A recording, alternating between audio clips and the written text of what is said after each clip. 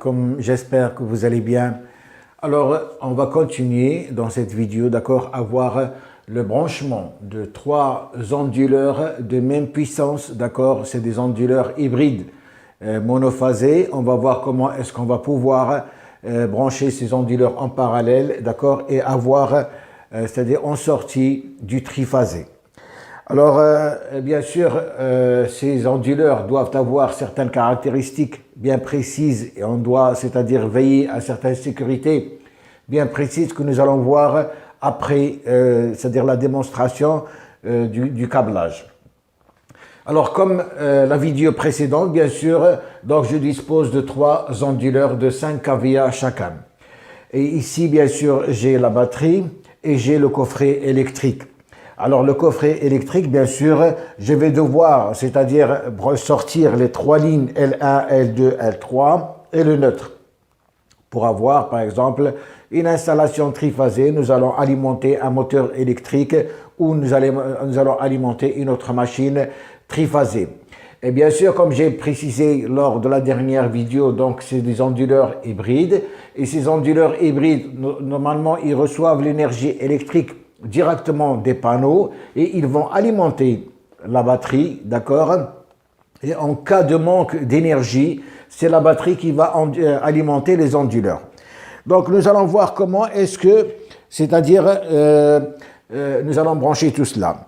Alors on va commencer par brancher bien sûr les onduleurs à la batterie, donc c'est comme la dernière fois. Et bien sûr, je tiens à préciser que normalement ces onduleurs, bien sûr, vous devez, comme j'ai dit lors de la dernière vidéo, avoir des cartes sur les onduleurs qui permettent le branchement en parallèle. Et puis ici, nous allons avoir besoin des câbles de connexion qui vont connecter les trois onduleurs entre eux. Mais nous n'allons pas avoir besoin c'est-à-dire des câbles de courant. Ce n'est pas nécessaire pour le montage, c'est-à-dire pour avoir le triphasé. Alors bien sûr, nous allons commencer par brancher, d'accord, les onduleurs sur, bien sûr, Donc voilà, je viens de brancher les trois onduleurs, d'accord, à la batterie. Donc ici, bien sûr, donc le plus de l'onduleur qui va au plus de la batterie, d'accord. Donc la sortie, c'est-à-dire l'alimentation des onduleurs, donc le plus vers le plus. Et ici, j'ai le moins, d'accord, voilà. Le moins. Donc, je viens d'alimenter, d'accord, les onduleurs avec la batterie. Donc, en cas de besoin, bien sûr, bon, ces batteries vont être chargées par les onduleurs. En cas de besoin, je vais pouvoir alimenter mes onduleurs à partir de l'énergie stockée dans les batteries, qui est un courant continu.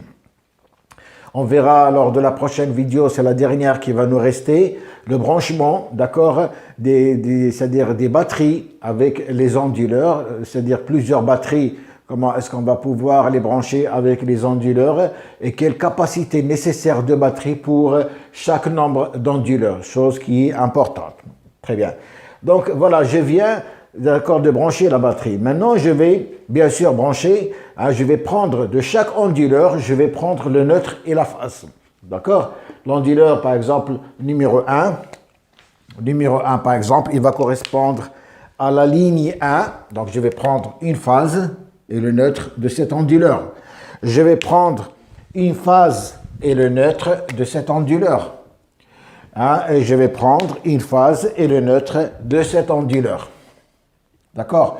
Donc, si vous voulez, je vais, c'est-à-dire chanter les neutres entre eux. Je vais sortir avec le neutre de chaque, d'accord, de chaque onduleur. Donc, je prends le neutre de chaque onduleur que je vais mettre avec le neutre à la sortie de mon coffret. Je viens de brancher, c'est-à-dire l'onduleur numéro 1, donc le neutre de l'onduleur numéro 1 avec le neutre ici de mon coffret. Le neutre de l'onduleur numéro 2 avec le neutre ici, le neutre de l'onduleur numéro 3 avec le neutre ici. Donc, les neutres, ils sont, c'est-à-dire chantés entre eux. Maintenant, ce que je vais faire, bien sûr, je vais brancher, c'est-à-dire la phase de mon onduleur 1 à cette phase, et la phase de l'onduleur 2 à cette phase, et la phase de l'onduleur 3 à cette phase. Comme ça, je vais avoir neutre plus 3 phases. Donc voilà, je viens de brancher, c'est-à-dire l'onduleur 1. J'ai pris une phase de l'onduleur 1 que j'ai branché avec une ligne. D'accord? Donc je viens d'avoir la ligne 2. Alors je vais faire la même chose pour l'onduleur 2. Donc voilà, je viens de brancher l'onduleur 2. D'accord? C'est la 2, c'est-à-dire j'ai pris ici, si vous voulez, ici c'est neutre phase. Donc je vais marquer ici. Ça c'est le neutre. Et ça c'est une phase. D'accord? Le neutre et une phase. Ici le neutre. Et je vais prendre également une phase que je vais brancher à la ligne 3. Donc voilà, je viens de prendre également, d'accord, une phase de mon onduleur 3 que j'ai branché sur la ligne 3. De cette façon, j'ai 3 lignes. Donc j'ai la ligne ici, pardon, c'est la ligne 1. C'est la ligne 1 ici. Pardon, c'est la ligne 1. D'accord? Donc voilà, j'ai 3 lignes, ligne 1, ligne 2, ligne 3, et j'ai le neutre. Donc bien sûr, je vais me retrouver avec un triphasé. Donc je vais me retrouver avec le triphasé. Donc j'ai 5 x 5 x 5, donc j'ai 15 kVA. 15 kVA, d'accord, en triphasé. C'est-à-dire du 380. Donc j'ai 3 phases plus neutre. C'est bon? D'accord? Donc voilà comment est-ce qu'on peut, c'est-à-dire en ayant 3 onduleurs hybrides, 3 onduleurs hybrides monophasés, hybrides, monophasés, d'accord, de 5 kVA. Donc je vais me retrouver avec 15 kVA en triphasé. Donc je vais sortir ici, j'ai du 220 volts. Je vais sortir avec du 380 volts, donc 3 pôles plus neutre. Donc voilà comment est-ce que nous allons pouvoir, c'est-à-dire brancher les 3 onduleurs en monophasé, en triphasé. C'est bon. Donc on a vu la dernière fois, c'est-à-dire le branchement monophasé. On voit cette fois-ci, c'est sur cette vidéo, on voit le branchement triphasé. Et nous allons voir, c'est-à-dire tout de suite, quelles sont les conditions à respecter obligatoirement, surtout en triphasé, d'accord, pour pouvoir réaliser, comment dirais-je, cette installation. Parce que n'oubliez pas qu'en triphasé, nous avons ce qu'on appelle par la puissance réactive qui va prendre, c'est-à-dire qui va apparaître, chose que nous n'avons pas en monophasé. C'est pour ça que la puissance que vous allez choisir, vous devez, c'est-à-dire ce que vous allez obtenir ici, en fonction des appareils que vous allez faire marcher, ce qui contient sûrement des bobines, vous devez faire attention à la puissance apparente, à la puissance réactive, pardon. Bien. Alors, on va voir tout de suite quelles sont les choses à respecter. Alors, la première condition à respecter, bien sûr, vous devez vous assurer que chaque onduleur, d'accord, il doit être capable de fournir une tension de sortie sinusoïdale équilibrée. On doit avoir, c'est-à-dire une tension équilibrée, d'accord, de sortie qui est sinusoïdale sur chaque phase. Les tensions de sortie des onduleurs doivent être synchronisées, d'accord, et cohérentes entre elles. C'est-à-dire que on ne doit pas avoir un déséquilibre entre les tensions, puisque nous allons travailler en 380, donc les tensions doivent être c'est-à-dire équilibrées et synchronisées entre elles de façon à avoir, c'est-à-dire du 380 entre phases qui soit, on ne doit pas avoir par exemple entre 2 onduleurs, 2 phases de 2 onduleurs du 380, on va avoir par exemple du 290, etc. Les tensions doivent être équilibrées. C'est très important. Donc quand vous allez acheter vos onduleurs, vous devez veiller à ce qu'ils aient la même tension, d'accord, au niveau de sortie. Donc vous allez voir sur la plaque signalétique de votre onduleur, les tensions qui doivent être affichées comme tension de sortie doivent être équilibrées et synchronisées. D'accord? Deuxièmement,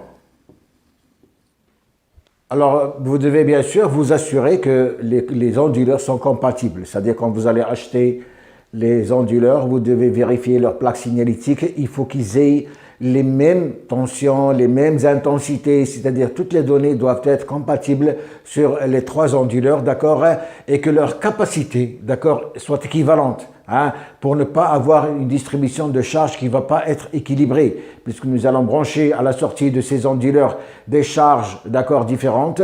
Donc, il faut qu'il y ait, c'est-à-dire un équilibrage à la sortie c'est-à-dire de vos onduleurs pour qu'ils vous donnent, c'est-à-dire, comment dirais-je, une distribution de charge équivalente. Hein, chose qui est importante. Donc, vous devez veiller à ce que les onduleurs que vous achetez aient les mêmes critères, tension, intensité, etc., et qu'ils aient des capacités équivalentes, d'accord? La capacité des trois onduleurs doit être équivalente pour une distribution de charge équilibrée. Alors, autre point très important, bien sûr, c'est la mise à la terre, hein, des onduleurs.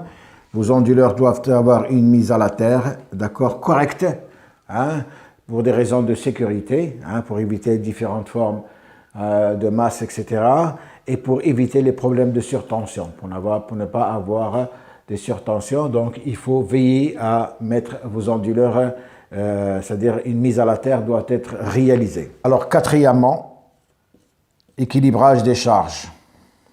Donc, vous devez veiller à ce qu'il y ait un équilibrage à la sortie de vos onduleurs, c'est-à-dire les charges que vous allez brancher, doit y avoir un équilibrage, c'est-à-dire vous devez brancher sur chaque phase le même nombre de charges, hein, la même puissance si vous voulez. Hein, ça aussi, c'est important. Et enfin, bien sûr, cinquièmement, il faut utiliser les différentes sécurités. Utiliser les différentes sécurités.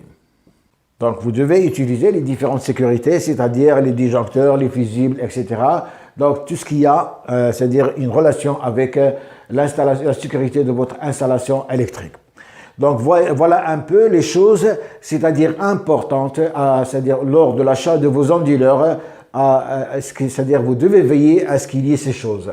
Donc, les onduleurs, c'est-à-dire les tensions doivent être équilibrées, avoir les mêmes tensions, les mêmes intensités, toutes les caractéristiques des trois onduleurs doivent être les mêmes. Donc, la tension à la sortie des trois onduleurs, si vous avez acheté c'est-à-dire des onduleurs du 220, donc les trois onduleurs doivent être du 220, donc ils doivent être, c'est-à-dire les tensions doivent être équilibrées, synchronisées et les mêmes et compatibles, avec bien sûr des capacités équivalentes, d'accord, comme ça, pour une charge, c'est-à-dire pour une distribution de charge équilibrée.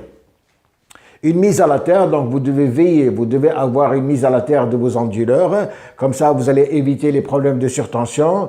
Bien sûr, équilibrer les charges à la sortie, donc vous allez mettre, c'est-à-dire sur chaque phase à peu près les mêmes intensités, et enfin utiliser les différentes sécurités nécessaires pour protéger votre circuit électrique.